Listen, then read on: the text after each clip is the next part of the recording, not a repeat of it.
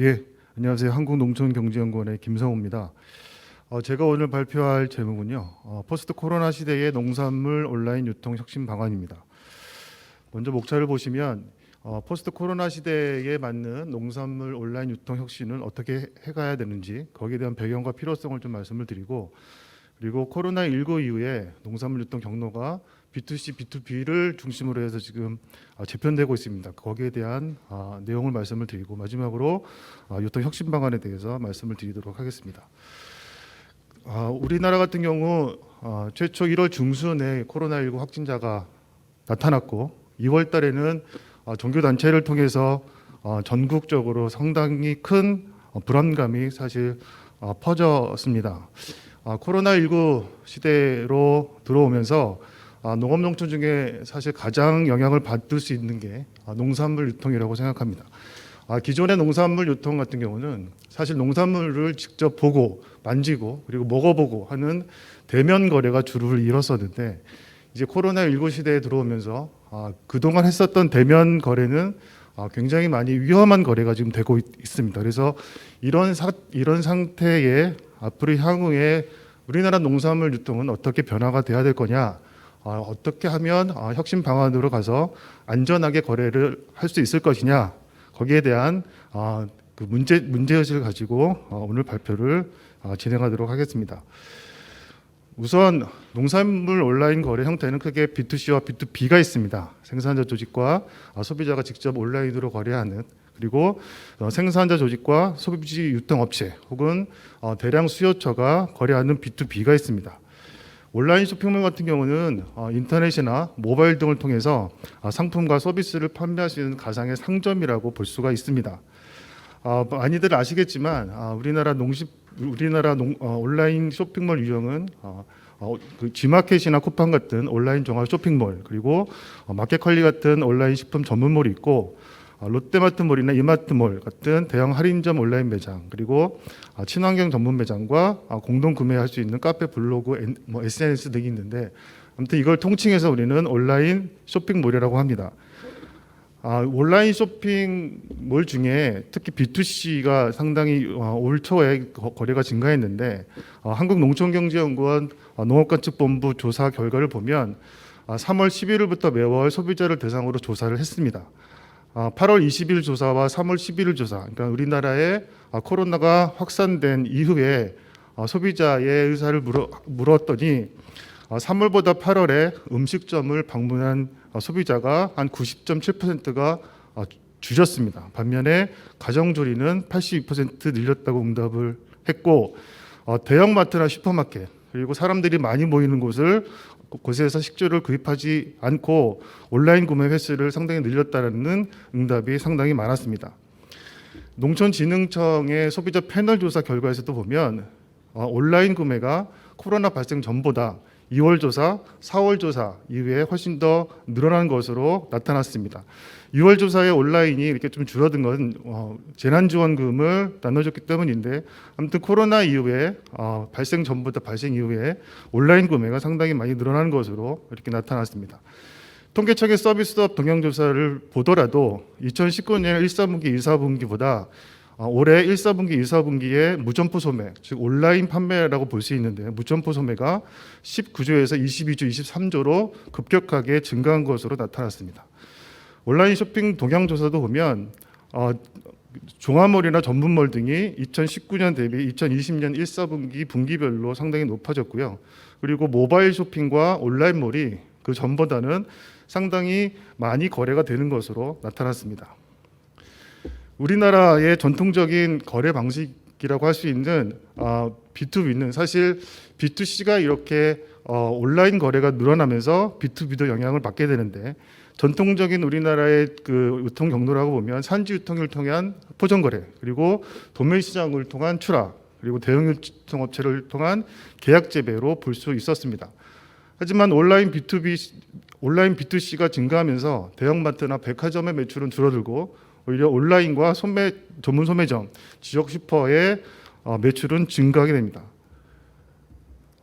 따라서 그 B2C의 영향이 B2B로까지 연결이 되는데, 가락동 도매시장의 2020년 거래 단가를 좀 살펴보면 3월부터 7월까지의 작년과 평년 대비 거래 단가가 약간 10%에서 20%까지 상승했습니다. 반면에 유통업체의 매출을 보면 대형마트와 백화점, SSM 같은 경우는 오히려 그 전년보다 크게는 20% 그리고 10% 이상의 매출액이 감소한 것으로 나타났습니다. 그래서 지금까지는 사실은 생산자가 출하를 하면 이런 전통적인 유통 경로를 보이다가 최근에는 파란색이 이제 그 좀 향후 거래량이 증가하는 그 선을 나타내고 있는데 B2C가 증가하면서 유통 벤더, 농산물 공급 업체들이 상당히 많이 역할을 많이 하고 있습니다. 그래서 유통 벤더를 통한 농산물 온라인 B2C 거래가 상당히 늘어나고 있고 대량 수요처도 직접 생산자 및 생산자 조직으로부터 받는 비중이 늘어나고 있고 반면에 대형 점포들을 포진하고 있는 대형 유통업체의 거래량은 감소한 것으로 나타났고 그리고 대형 유통업체 쪽으로 가는 대량 물량들은 결국은 도매 시장 쪽으로밖에 갈 수 없다. 그래서 B2C가 증가하고 코로나 시대 이후에는 B2B도 도매 시장 쪽으로 좀 쏠리는 현상이 나타나는 것으로 알 수 있습니다. 결국 생산자 조직이 직접 온라인 거래는 가능하지만 재고 처리가 부담이 되고 그리고 전문성이 결여되고 마케팅 능력이 부족해서 결국은 농산물 공급업체를 이용할 수밖에 없는데 농산물 공급업체는 산지에서 한 80% 정도를 조달하고 있고 나머지 20%는 도매 시장을 통해서 구색 맞추기로 이렇게 준비를 하고 있습니다. 결국 일반 소비자들이 사는 쿠팡이나 대부분 그 온라인 매체에서 사는 것들은 농산물 공급업체에서 공급한다고 볼 수 있습니다. 결국 코로나19로 인해서 농산물 온라인 B2C는 증가하고 반면에 대형 유통업체 및 백화점 거래 비중은 감소하고 결국 도매 시장 거래 비중이 증가 혹은 정체하는 현상으로 나타나고 있습니다. 결국 위험에 처할수록 어려울수록 사실 도매 시장이 하는 역할이 굉장히 중요하고 사실 전진기지 역할을 한다고 볼 수 있습니다. 따라서 농산물 온라인 유통 혁신 방안으로는 좀 어떤 것이 있을까 이렇게 보면 크게 세 가지로 볼 수 있습니다. 결국은 온라인 거래소에 대한 비대면 거래를 좀 활성화하는 측면 그리고 앞서 말씀드렸지만 도매 시장의 중요성이 상당히 높아지고 있기 때문에 도매 시장의 거래를 어떻게 하면 비대면 거래로 전환시킬 수 있을까라는 그 측면 그리고 B2C와 B2B를 산지에서는 어떻게 준비할 수 있을까라는 크게 세 가지로 말씀을 드리도록 하겠습니다.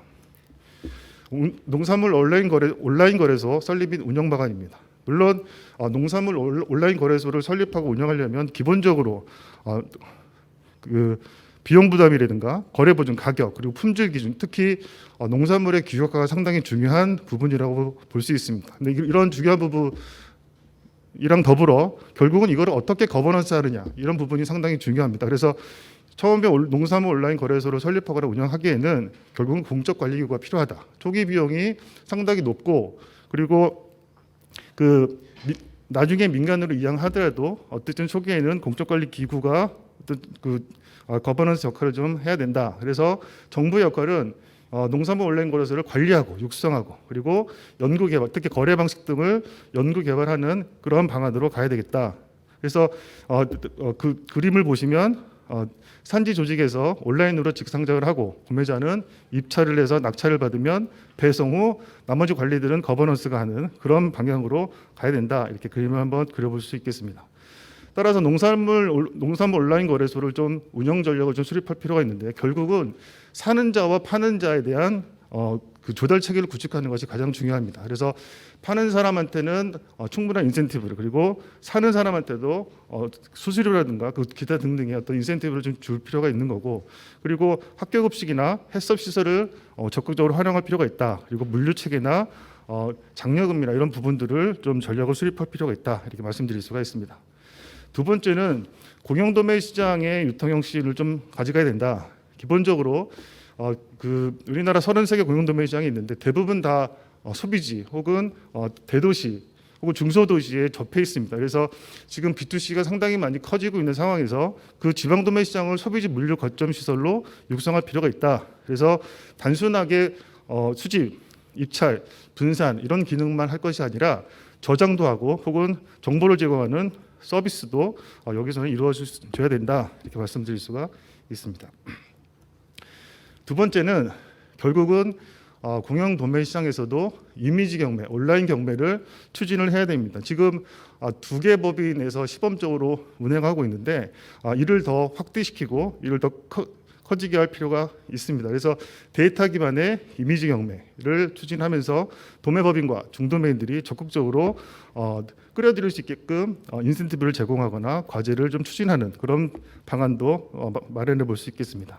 따라서 이미지 경매 시스템을 고도화하기 위해서는 결국은 데이터 기반입니다. 데이터를 어떻게 가져갈 거냐, 그 정보 체인을 어떻게 확대하고 다양한 거래 방식을 도입해서 거래 효율성을 높일 거냐 이런 부분들을 체크하면서 이미지 경매를 고도화할 필요가 있겠습니다. 공용도매 시장 유통심의 마지막 부분은 비대면 거래 확대를 위한 거래 방식을 완화할 필요가 있습니다. 우리나라 공용도매 시장의 큰 줄기를 보면 1985년에 도매 시장으로 설립하면서 중도매인과 도매법인에 대한 각각의 그 권한을 부여를 했습니다. 근데 이게 지금 35년이 흘렀고 지금 포스트 코로나 시대로 좀 접어들면서 단순하게 이런 35년 전의 기능들을 유지하거나 고수할 필요가 있을까라는 의문이 좀 들고요. 그래서 지방 도매 시장이라부터라도 혹은 품목을 좀 나눠서부터라도 중도매인이 직접적으로 수집할 수 있게끔 혹은 도매법인이 직접적으로 판매할 수 있게끔 그래서 공영도매 시장으로의 어떤 거래량이나 거래 횟수나 이런 부분들을 최대한 좀 줄이는 것도 함께 병행해 갈 필요가 있겠다 이렇게 생각을 하고 있습니다. 그리고 그러려면 특히 그 상물 분리가 가능해야 되는데 농업법 31조에는 그런 부분이 좀 없기 때문에 전자거래 이외의 상물 분리는 불가능합니다. 그래서 이런 부분도 한 번은 검토가 돼야 된다 그렇게 좀 여겨집니다.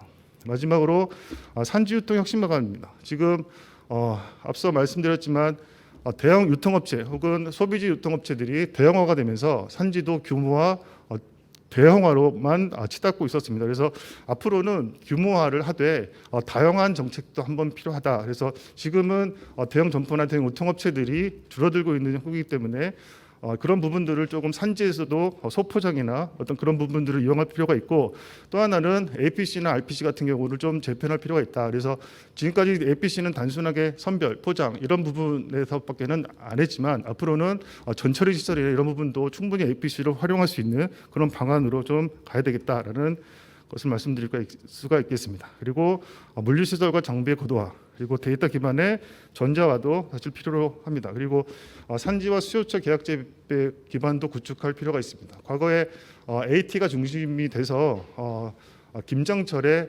가을 배추 그 산지와 김치 공장과 직접적으로 계약 재배를 한 좋은 사례가 있습니다. 이런 부분들을 조금 확대시켜서 산지와 수요처의 직접적인 계약 재배 기반을 좀 구축할 필요가 있다.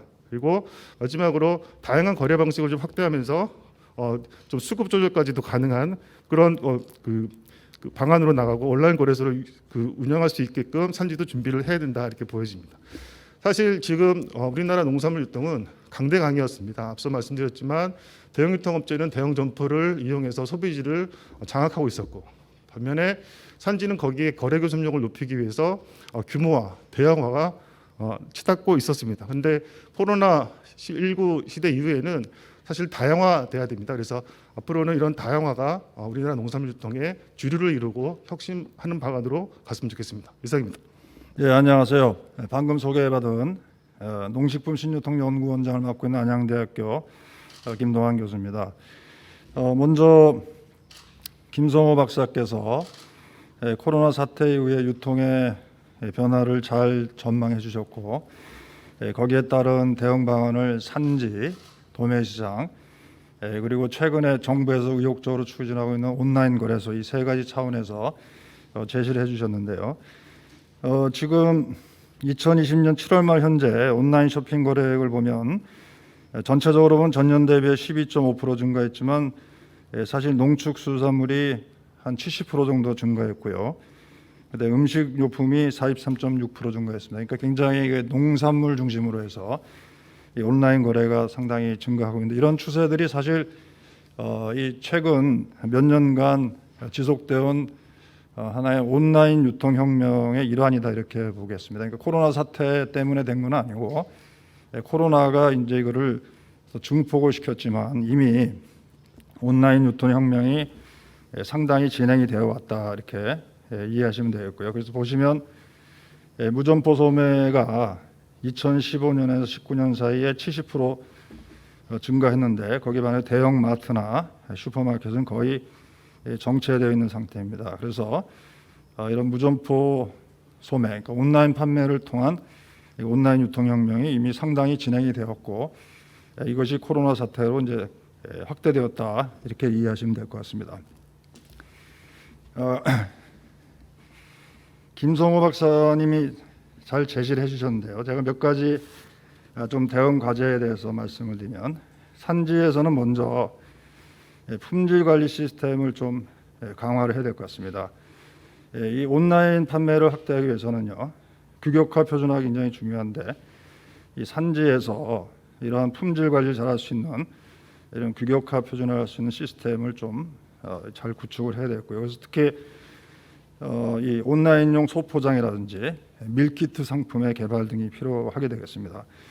그다음에 이제 두 번째는 이 온라인 판매가 확대되면 소비자들이 상당히 이제 똑똑해집니다.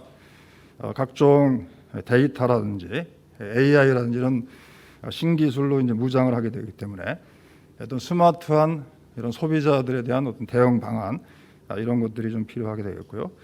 그다음에 이제 정책적으로 우려되는 부분 중 하나는 이제 온라인 업체들이 커지면 이들의 어떤 시장 지배력, 특히 이제 쿠팡이라든지 이런 대규모 온라인 업체들이 산지를 압박하거나 산지에 대해서 불공정 행위라는 이런 다양한 이런 그 불공정 행위들이 이제 예측이 되기 때문에 정부에서는 이런 온라인 업체들의 불공정 행위를 어떻게 막을 것이냐, 거기에 어떻게 대책을 세울 것인지를 지금부터라도 심도 있게 고민을 좀 해야 될 거라고 생각합니다. 그다음에 이제 온라인 판매가 되면 사실 산지 조직의 입장에서는 어떤 기회이기도 하고 위협입니다. 어떻게 차별화된 어떤 상품을 생산하는 그런 조직들은 사실 온라인에서 자기가 직접 판매할 수 있기 때문에 매출을 확대할 수 있는 굉장히 좋은 기회죠. 그래서 단순한 어떤 온라인 판매뿐만 아니라 유튜브라든지 각종 SNS를 활용해서 판매하는 그런 기법들을 어떤 우리 생산자 조직들이 잘 갖춰야 되겠고요. 그런데 문제는 우리 쿠팡이나 마켓컬리 사례에서도 보듯이 이게 온라인 업체들이 막대한 좀 적자를 보고 있습니다. 그래서 이런 우리 산지 조직이 섣불리 온라인에 잘못 들어가면 적자를 감당하지 못한다. 특히 이제 농협이라든지 이런 대규모 조직들이 온라인을 판매를 할 때는 이런 적자를 어떻게 줄일 것이냐 이런 부분에 대한 심도 있는 고민이 좀 필요하다고 보이고요. 그리고 이제 뭐 소비 추세의 변화라든지 온라인 어떤 확대 이런 부분들이 사실 영세 고령 농가들이 혼자 이렇게 감당하기는 굉장히 어려운 상황입니다. 이런 것들을 감당하기 위해서는 어떤 농협이라든지 농업법인을 통한 어떤 조직화가 다시 한번 강조되는 그런 시점이라고 생각합니다. 두 번째 도매 시장 운영 개선인데요. 발표자께서도 지적하셨지만 이 온라인 유통혁명에 대응해서 도매 시장이 온라인의 물류기지 역할을 좀 감당을 해야 되는데 과연 지금 현재 도매 시장이 그러한 역할을 잘 할 수 있을 것인가? 여기에 대해서는 사실 좀 의문이 많이 제기가 되었고요. 가장 큰 어떤 현재 도매 시장의 제약점은 운영이 너무 경직적이다. 그러니까 도매 시장의 어떤 거래 방식이라는 게 경매라든지 이런 제한된 어떤 거래 방식으로 하기 때문에 사실 온라인이나 이런 소비자들의 변화에 어떤 대응하기가 굉장히 좀 어렵습니다. 그래서 어떻게 보면 굉장히 어떤 다양한 형태의 어떤 유통업체들이 도매 시장에서 출연해가지고 어떤 소비자의 니즈, 고객의 니즈를 충족시켜야 되는 그런 시스템이 안 되어 있다. 이것이 현재 어떤 공용 도매 시장이 가장 가지고 있는 큰 문제점이고요. 그러기 위해서는 이 거래 제도라든지 이런 부분들이 좀 자유화가 돼서 좀 새로운 고객의 요구에 충족할 수 있는 그러한 거래 제도가 도입이 되겠다. 그래서 경매 이외에 정가 수의 매매라든지 시장 도매이라든지 이런 부분들이 좀 자유롭게 좀 도입이 돼야 되고요. 그다음에 정부가 도매 시장을 관리하는 방식도 지금은 뭐 이러는 것만 해라. 그리고 나머지는 안 된다. 이러한 굉장히 엄격하게 관리를 하고 있는데 이것이 아니라 상행위 자체는 좀 자유롭게 가고 다만 어떤 상인들의 불공정 행위라든지 뭐 이런 것만 좀 정부가 관리하는 형식으로 좀 관리를 좀 최소화할 필요가 있다. 이렇게 생각이 됩니다. 이렇게 함으로써 도매 시장의 활력을 불러일으키면 새로운 유형의 또 유통이 자꾸 나타나고 이러면 도매 시장이 자연스럽게 활성화될 것으로 기대가 되고 있습니다. 마지막으로 온라인 거래소입니다. 온라인 거래소는 사실 온라인 도매 시장이죠. 경매를 온라인상에서 하는 일종의 도매 시장이라고 이렇게 볼 수 있는데 사실은 굉장히 필요합니다. 그죠? 감염병이라는 이런 것이 오프라인 도매 시장이 만약에 마비가 되면 어떤 유통이 중단되겠죠. 이제 그런 거를 우리가 막기 위해서는 온라인 거래소가 반드시 이제 성립이 돼야 되는데 사실 B2C와 달리 B2B는 굉장히 어렵습니다. 여러 가지 제약 요건이 있어서 단기간에 활성화되기는 어렵지만 가야 할 길은 맞다 이렇게 판단이 되고요. 다만 지금 추진하는 건 너무 정부가 정책적으로 주도하는 거 아닌가 이렇게 생각이 됩니다. 온라인 비즈니스 전반은 여러분도 잘 아시다시피 이게 상당히 이게 비즈니스적으로 접근이 돼야 되는 것이죠. 그래서 굉장히 창의성이라든지 이런 것들이 밑받침이 돼야지만 이 온라인 도매 시장이라든지 온라인 비즈니스가 성공을 하게 되는데요. 지금은 너무 정부 주도형으로 정부의 또 보조금에 의존한 그런 접근이 되고 있기 때문에 정부의 관심이 떨어지면 이게 바로 활성화되지 않을 수 있는 그런 문제점을 좀 내포하고 있습니다. 그래서 좀 민간 주도형. 그래서 지금 농협이 온라인 거래소를 운영하고 있습니다만 사실 오프라인 도매 시장이나 이미지 경매도 마찬가지입니다. 오프라인 도매 시장의 도매 시장 법인이나 아니면 농협은 자기 기존에 자기 도매 채널을 다 가지고 있습니다. 그렇기 때문에 굳이 뭐 이런 온라인 도매 시장을 뭐 활성화시킬 그런 인센티브가 별로 없는 거죠. 이해 충돌이 발생하는 거예요. 그래서 이러한 온라인 거래소와 같은 새로운 유형의 어떤 이런 혁신적인 이 시스템은 좀 새롭게 독립적인 그리고 창의성 높은 민간 기업에 의해서 좀 주도되는 것이 좀 필요하다.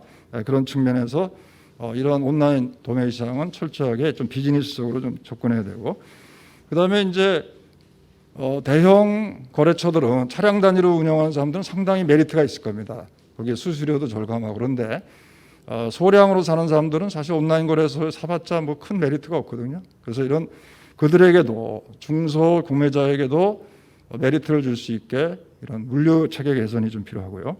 마지막으로 결국 온라인 거래를 억제하는 어떤 제한하는 가장 큰 요인은 품질이 규격화가 안 된 건데, 이 품질의 규격화를 할 수 있는 시스템을 온라인 거래소에 맞춰 좀 새롭게 좀 구축할 필요가 있겠다. 기존에 있는 표준 출하 규격이라는 건 잘 온라인에서 또 적합성이 없기 때문에 온라인 거래에 맞는 새로운 품질 규격 이런 것들을 좀 설정할 필요가 있다고 생각합니다. 이상으로 이 온라인 유통혁명에 따른 어떤 대응 방안 세 가지에 대한 제 나름대로의 견해를 말씀드렸습니다. 네, 감사합니다. 농업 농촌에 대한민국의 미래가 있습니다. 한국농촌경제연구원도 더 나은 농업 농촌을 만들어가는데 동행합니다. 농업인, 나아가 국민과 함께 지속가능한 농업 농촌을 구현하는 국책연구기관 한국농촌경제연구원.